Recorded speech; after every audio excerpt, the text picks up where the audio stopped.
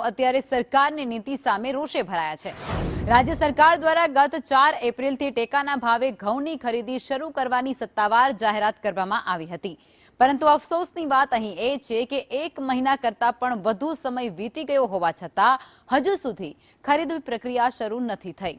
ખેડૂતોની વેદના છે કે કાળી મજૂરી બાદ તૈયાર થયેલો આ પાક હવે ખેતરોમાં પડ્યો છે। સરકારના વિલંબને કારણે આર્થિક સંકટમાં મુકાયેલા આ ખેડૂતો અત્યારે ખુલ્લા બજારમાં માત્ર 400 થી 450 રૂપિયા પ્રતિ મણના ભાવે ઘઉં વેચવા મજબૂર છે। ખાતર, બિયારણ અને મજૂરીના વધતા ખર્ચ સામે ટેકાના ભાવ ન મળતા હવે ખેડૂતો દેવાના બોજા હેઠળ દબાઈ રહ્યા છે।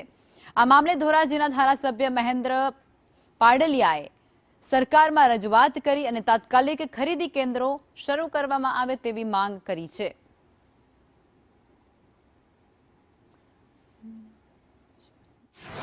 ધોરાજી તાલુકાની અંદર ઘઉંની ખરીદી સરકારે ચાલુ નથી કરી, બીજા સેન્ટરને ચાલુ થઈ। ખેડૂતને અત્યારે બહુ નુકસાન થયું, કારણ કે બજારની અંદર ખુલ્લાની અંદર 400 થી 450 રૂપિયામાં ખેડૂતે ઘઉં વેચી નાખ્યા। અત્યારે 70 થી 80% ઘઉં વેચાઈ ગયા, ખાલી 20% રહ્યા છે।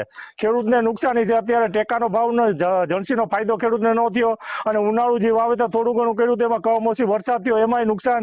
ખેડૂતને અત્યારે બારે બાજુથી નુકસાન છે।